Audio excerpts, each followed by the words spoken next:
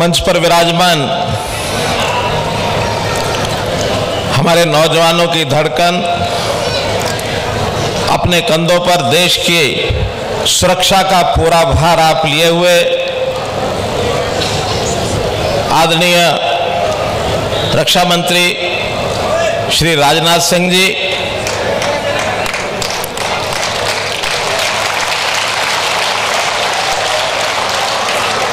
हरियाणा के हमारे भारतीय जनता पार्टी के बहुत ही जोशीले जुझारू अध्यक्ष श्री ओम प्रकाश धनखड़ जी, बहुत ही हमारे ओजस्वी तेजस्वी नेता, लगातार वर्षों तक हम सबका मार्गदर्शन आप करते आ रहे हैं, प्रोफेसर रामविलास शर्मा जी, हमारे यहाँ के सांसद भाई श्री अरविंद शर्मा जी, सांसद सिरसा से हमारी बहन सुनीता दुग्गल जी, राज्यसभा में हमारा सांसद इस नाते से प्रतिनिधित्व हरियाणा का कर रहे जनरल डीपी वत्स जी, हमारे इस आसपास के इलाकों से पधारे हुए विधायकगण श्री मोहनलाल कौशिक जी, श्री संजय सिंह जी, श्री लक्ष्मण यादव जी, श्री नयनपाल रावत जी, श्री सत्यप्रकाश रावता जी, पार्टी के जिला अध्यक्ष श्री विक्रम काद्यान जी, राजपूत सभा के हमारे अध्यक्ष श्री सुरजीत सिंह चौहान जी, महिला मोर्चा प्रदेश अध्यक्षा बहन सुमित्रा चौहान जी, ठाकुर विक्रम सिंह जी, मंच संचालक श्री दिनेश शास्त्री जी, वीरेंद्र चौहान जी, उपस्थित अन्य सभी मंचासीन श्रेष्ठ जन, दाएं बाएं मंचों पर विराजमान संत समाज, उपस्थित बुजुर्गों, माताओं, बहनों, नौजवान साथियों, पत्रकार छायाकार मित्रों, बहुत ही एक गौरव का यह दिन है आज, जिन्होंने देश के इतिहास में ऐसे नए नए कीर्तिमान स्थापित करके देश की सांस्कृतिक दिशा को, सामाजिक दिशा को मोड़ दिया है। ऐसे हमारे पराक्रमी सम्राट पृथ्वीराज जी चौहान, उनके आज प्रतिमा का अनावरण करने का यह सुनहरा दिन, इसका मैं अनुभव किया और इस जोश में, पूरे इस उत्साह के साथ इस इलाके की जो सरदारी है इकट्ठी हुई है, मैं आप सबका अभिनंदन करता हूं, आपको नमन करता हूं, आपका स्वागत करता हूं। साथ ही आज मैं स्वागत करता हूं कि हरियाणा में अभी पंचायती राज चुनाव चल रहे हैं और उन चुनाव में 2 चरणों का चुनाव पूरा हो गया है, तीसरा चरण अभी आना शेष है, लेकिन 2 चरणों में भी झज्जर जिले के और आसपास के जिलों के चुनाव हो चुके हैं। परिणाम इस नाते से सरपंच और पंचों का परिणाम आ चुका है, तो जो भी इन जिलों में यहाँ उपस्थित अथवा नहीं भी उपस्थित है, तो ऐसे हरियाणा के जो जो पंच और सरपंच जीत चुके हैं, उन सबको बहुत बहुत बधाई, बहुत बहुत शुभकामनाएं। भाई बहनों, आज का दिन ये इतिहास को जीवित करने का एक ये दिन है। इतिहास तो लगातार चलता है, लेकिन अगर उस इतिहास की घटनाओं को स्मरण न किया जाए तो इतिहास कहीं ना कहीं खो जाता है। और यदि लगातार स्मरण करते रहेंगे तो हमारे आने वाली पीढ़ी, वर्तमान पीढ़ी, इन सबको उनके जीवन से, जो इतिहास के अंदर जिन स्तंभ रूप में खड़े रहे हैं, उनके जीवन से प्रेरणा मिलती है। तो ऐसी शख्सियत सम्राट पृथ्वीराज जी चौहान की रही है, जिन्होंने कितनी ही लड़ाइयां लड़ी। एक दुर्भाग्य स्थिति रही, दुर्भाग्यपूर्ण के इतिहास को बहुत ही विकृत करके, तोड़ मरोड़ करके पेशित किया जाता रहा। मोहम्मद गौरी की जीत का वर्णन तो कर दिया जाता है, लेकिन मोहम्मद गौरी को जिस प्रकार से हराया, परास्त किया, पृथ्वीराज जी ने जिस प्रकार से मुकाबला किया, पृथ्वीराज जी ने जो अपनी जीत हासिल की, उस समय उनके लोग जो जिन्होंने साथ उनको दिया, उनके इतिहास को बहुत सिंपल से थोड़े से तरीके से और रखा जाता है। ये दुर्भाग्यपूर्ण बात है।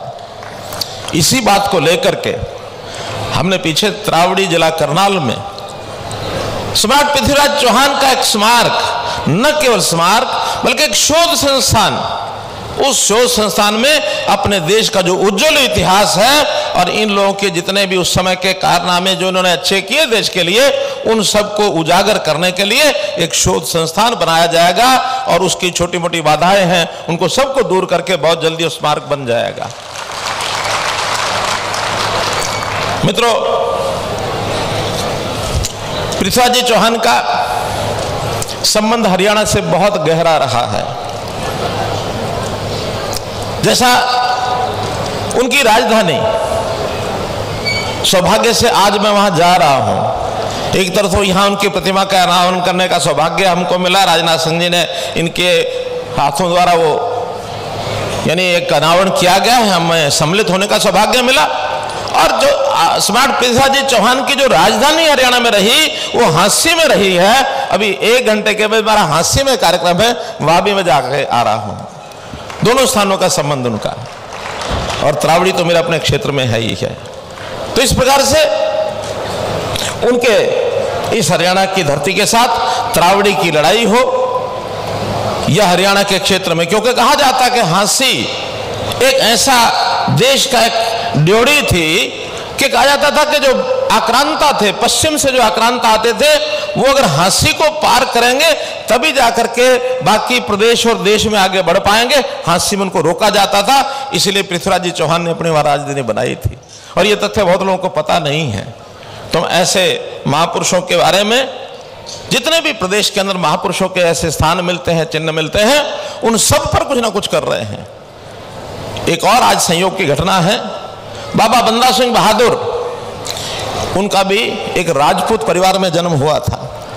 हांसी में आज उन्हीं के कार्यक्रम के लिए मैं जा रहा हूं। उनकी राजधानी जब उन्होंने युद्ध किया और मुगलों को परास्त करने का काम किया सन 1708 ईस्वी में, उनकी राजधानी भी हरियाणा में यमुनानगर जिले के अंदर लोहगढ़ में है। उस लोहगढ़ पर भी एक हम स्मारक बना रहे हैं। तो ऐसे जितने महापुरुष हुए हैं, उन सबको याद करने के लिए हमने एक विशेष योजना बनाई है, संत महापुरुष विचार प्रसार योजना। ये हमने स्पेशली बनाई है ताकि इस प्रकार के संतों का, महापुरुषों के जीवनी का, उनके विचारों का प्रसार हम समाज में करेंगे तो समाज के अंदर उनका एक जिसको कहना चाहिए एक स्वाभाविक उत्थान होगा, नैतिकता बढ़ेगी, मनोबल बढ़ेगा, उत्साह आएगा, जोश आएगा। और ये जो हरियाणा कभी एक समय में बहुत सी ऐसी विकृतियां हमारे समाज में जो आई हुई थी, उनको दूर करते हुए आगे बढ़ रहे हैं। हमारे समाज का जोश बढ़ रहा है। वैसे तो बहुत बहादुर हरियाणवी कौम है और वो इसी में से सिद्ध होती है कि देश की आबादी के हम सिर्फ 2% हैं। हरियाणा की आबादी देश की आबादी का 2% है। लेकिन अगर सेना की सेवा में यहाँ की संख्या का अनुपात अगर मैं आपको बताता हूं, आदरणीय रक्षा मंत्री जी तो उस बात को जानते हैं, आप भी जानते होंगे, लेकिन फिर भी बार बार उल्लेख करने का मन करता है कि हम उसमें 10% हिस्सा रखते हैं। 10% मित्रों, सेना में जाने का हमारे युवक का एक मनोबल, उत्साह होता है। युवा हमारा बड़ा, जिसको कहना चाहिए संघर्षशील। मजाक में धनखड़ जी को मैं कह रहा था कि हमारा युवा लड़ने भिड़ने में और बड़ा होशियार होता है, बड़ा उत्साही होता है। सीमा पर जा करके लड़ करके जान की परवाह नहीं करता, और जब जाके परवाह नहीं करता देश की रक्षा में वो काम आता है, शहीद भी होता है। लेकिन कभी कभी अगर उसको सेना में भर्ती होने का मौका ना मिले तो आपस में लड़ने लग जाते। ये भी हमारा दुर्भाग्य है। तो इसलिए हर एक युवा की शक्ति का उपयोग हो। आपने अग्निवीर योजना की घोषणा की, बहुत अच्छी योजना, हमको पसंद आई। पता, विपक्ष के लोग शोर मचाते थे कि 4 साल के बाद वापस आएंगे, क्या करेंगे। हमने कहा ये सब अनुशासित होकर आएंगे, देशभक्ति का भाव इनमें भरेगा, और अगर वापस आएंगे कहीं और काम मिले न मिले, हरियाणा सरकार ऐसे वापस लौटे अग्निवीरों को सबको नौकरी की गारंटी देती है, हम सबको नौकरी देंगे। और ये योजना लगातार सुचारू रूप से चल रही है। अभी भी भिवानी में आजकल भर्ती उसकी चल रही है, 3000 भर्ती वहां से निकली है, एक राउंड पहले हो चुका है, दूसरा लगातार ये भर्ती बढ़ती रहेगी और ये संख्या और भी बढ़ेगी तो समाज में एक अनुशासन आएगा और एक वीरों की धरती उसको और आगे बढ़ने का एक मौका मिलेगा। मैं कुल मिलाकर के बहुत अधिक अगर यहाँ बोलता हूँ तो फिर आदरणीय राजनाथ सिंह जी को हमको सुनना है। मैं तो इतने ही विषय आपके सामने रखना चाहता हूँ कि पूर्व वक्ताओं ने, चाहे हमारे मंच संचालक द्वारा, चाहे सांसद जी द्वारा, चाहे हमारे अध्यक्ष जी द्वारा बहुत से विषय रखे गए हैं। अब क्योंकि इलाके में एक अपेक्षा होती है कि मुख्यमंत्री आए हैं तो पूछेंगे क्या लाए हैं, और जब जाने लगेंगे फिर पकड़ लेंगे क्या दे के जाओगे, अगली बार आओगे तो क्या लाओगे। तो मेरा ये दायित्व है, मेरी जिम्मेदारी है कि पूरा हरियाणा ये विकसित हो, आगे बढ़े, यहाँ की समस्याओं को कैसे हम दूर करें, विभिन्न संस्थाओं के माध्यम से जो काम किए जा रहे हैं उनको कैसे हम पुष्पित पल्लवित करें। मैं बधाई देता हूँ यहाँ की राजपूत सभा को कि जिन्होंने सम्राट पृथ्वीराज चौहान की जो प्रतिमा बनाई है इसके ऊपर अपनी ही योजना से 50 लाख रुपए इकट्ठा करके इस काम को किया है। मैं राजपूत सभा को बहुत बधाई देता हूँ।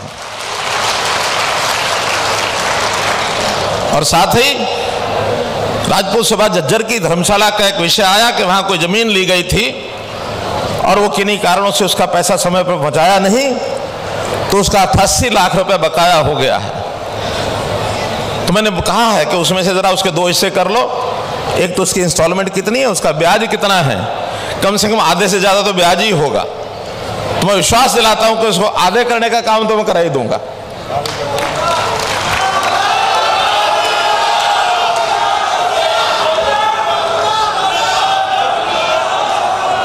सुनिए सुनिए सुनिए सुनिए सुनिए सुनिए सुनिए सुनिए आप कह रहे हैं पूरा, मेरी एक कठिनाई है उसमें। कठिनाई क्या है कि सरकारी नियम होते हैं, वो नियमों में जो उसकी मूल राशि होती है जो, अरे सुन लो भाई सुन लो, अरे सुन लो सुन लो, अरे सुनो तो सही, सुनो सुनो तो सही, सुनो तो सही, आगे बोलने तो दो, मुझे बोलने तो दो, अरे बोलने तो दो। अभी इतना जल्दी मत करो, जल्दी करोगे तो फिर बाकी रह जाएगा जो और मैं बोलने वाला हूं, बाकी सब रह जाएगा। अभी तो छोटी आइटम से शुरू किया मैंने। एक नियम होता है, सुनो, नियम होता है कि जो जमीन का ओरिजिनल रेट इसकी इंस्टॉलमेंट होती है उसको कानूनन कोई माफ नहीं कर सकता। इसलिए वो जितनी राशि होगी, मैंने कहा उसका पता करें, अगर वहां माफी नहीं भी होगी तो कहीं से उपलब्ध कराएंगे, और उपलब्ध करा के भी संस्थाओं कहेंगे कि भाई आपको ना करना पड़े, लेकिन वहां जमा कराने के कहीं से भी मदद करेंगे। हाँ, भवन के लिए हर जगह, धर्मशालाओं के लिए 5-11 लाख मेरा खाते में से नेचुरली जाता है, लेकिन यहां मैं भवन में जो उसकी कीमत, जो उसका खर्च आएगा 21 लाख रुपया, उसके लिए अनाउंस करता हूं। अब जहां तक इलाके के विकास की बात है, बहुत सी बातें लिख के दी हैं, लेकिन ये सारी मांगे कुछ तो 1-2 दिन पहले ही मिली हैं, कुछ आज मंच पर बैठे बैठे मिली हैं। तो हर एक का एक फिजिबिलिटी रिपोर्ट लेनी पड़ती है, वो अभी डिपार्टमेंट से ली नहीं गई है। लेकिन हाँ, आपके जो आए हुए काम हैं उसमें जहां तक सड़कों का विषय है, सड़कों की रिपेयर है, सड़कें नई बनाने की जो बात आई हुई है, उसमें पूरे जिले में पीडब्ल्यूडी की 100 करोड़ रुपए की सड़कों का मुरम्मत और नई बनाने का काम ये आपका कराया जाएगा। 100 करोड़, एक नहीं 100 करोड़। दूसरा विषय, पंचायतें नई बनी हैं अब इन नई पंचायतों के लिए भी गांव-गांव में कुछ आवश्यकता पड़ेगी, नई पंचायतें बनी हैं। हमने भी इन कामों के लिए जब उनकी ओथ हो जाएगी, उसके बाद हर एक गांव में जो काम वहां की पंचायत से आप रेजोल्यूशन पास करा के या नगर पालिकाओं से रेजोल्यूशन पास करा के लाएंगे, ऐसे पूरे जिले में जो मांगा गया है 50-50 करोड़ रुपया दोनों जगह के लिए, वो 50-50 होगा या 75-25 होगा, वो तो कितने काम कहां के आएंगे उस पर निर्भर करता है। लेकिन कुल मिलाकर आपकी मांग के हिसाब से 100 करोड़ रुपया उसमें भी लगाया जाएगा। तो इसलिए मित्रों, आज मैं अलग अलग मांग के हिसाब से, तो शायद इसलिए नहीं कि उसकी कोई जानकारियां पहले से नहीं है, लेकिन मोटे रूप से ये सारे काम दिसंबर के पहले सप्ताह में, चुनाव भी सारे समाप्त हो चुके होंगे, एक एक काम की जानकारी आप तक पहुंचा दी जाएगी। तो इसलिए 100 करोड़ वो और 100 करोड़ ये कर दिया जाएगा।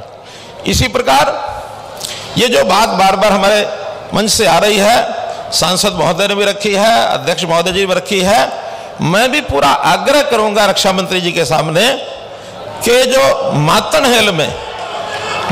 हॉल में सैनिक स्कूल की बात है, ये सैनिक स्कूल, इसका भी जो मैं आग्रह करता हूं कि कोई भी अपनी नीति में छूट देकर विशेष प्रायोजन करके, रक्षा क्षेत्र में हरियाणा की बहुत बड़ी एक भूमिका है, इसको ध्यान में रखते हुए मेरा आग्रह है कि कोई स्पेशल योजना बनाकर मातन हेल का ये सैनिक स्कूल, इसको जरूर सिरे चढ़ा दे। मेरा ये विनम्र आग्रह है आपसे। एक मांग आई है हरियाणा शहरी विकास प्राधिकरण, जिसको हुड्डा विभाग पहले कहते थे, झज्जर में सेक्टर 6, भाई शांत रहो, शांत रहो, आपके बोलने शोर करने से कुछ नहीं होगा।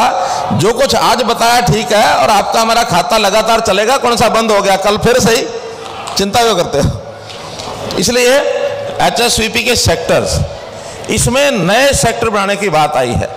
सेक्टर 6 पहले से विकसित है, आधा पार्ट और विकसित किया जाएगा जो बाकी बचा है। सेक्टर 9 को भी विकसित किया जाएगा, और जिनकी जरूरत है प्लाटों की, वो प्लॉट भी दिए जाएंगे, और 2 महीने में वहां की जो सड़कें, वहां का जो विकास का काम है झज्जर का, वो भी पूरा करा दिया जाएगा। मित्रों, बहुत सी मांगे हैं। एक जल भराव है खेतों में, लगभग 10,000 एकड़ के अंदर जल भराव, ये भी डिप्टी कमिश्नर को आदेश दे दिए हैं, अगले 2 महीने के अंदर पानी इसका बाहर निकाल करके और बोने लायक वो जमीन बन जाए, क्योंकि बहुत बड़ा एरिया है, इसलिए आपकी रबी की फसल उसमें बोई जा सके, इसका जरूर प्रबंध किया जाएगा। फिर किसान स्कूल, जो धनखड़ जी ने कहा कि किसान स्कूल है यहाँ, तो किसान स्कूल को उसको मंजूर किया जाता है। वो स्किलिंग का स्कूल, हुनर के विकास का स्कूल, उसमें तुरंत चलाया जाएगा अगले सेशन से, इसलिए वो बिल्डिंग खाली नहीं रहेगी, उस स्कूल का भी और ये काम पूरा कर दिया जाएगा। तो मित्रों, जो बातें आपके ध्यान में मैंने करानी थी वो कराई हैं। फिर भी चूंकि मैंने बताया कि डिमांड्स लेट हो गई, अगर टाइम से पहले आती तो इनका फिजिकल जो भी कोई वेरिफिकेशन कराना था, फिजिबिलिटी, वो करा के लाई जाती, अभी भी चुनाव समाप्त होते ही, क्योंकि अभी चुनाव चल रहे हैं, इस महीने के अंत तक ये चुनाव सब समाप्त हो जाएंगे। दिसंबर पहले सप्ताह में इन सारी चीजों की प्लानिंग बना करके आप तक भेज दिया जाएगा। आपने अभी चूंकि हमारे रक्षा मंत्री जी का भाषण सुनना है, इसलिए उनके भाषण के और आपके बीच में मैं ज्यादा न रहूं, मुझे जो कुछ कहना था मैंने कहा। कोई बात रह जाए तो भाइयों भूल चूक लेनी देनी। बहुत बहुत धन्यवाद।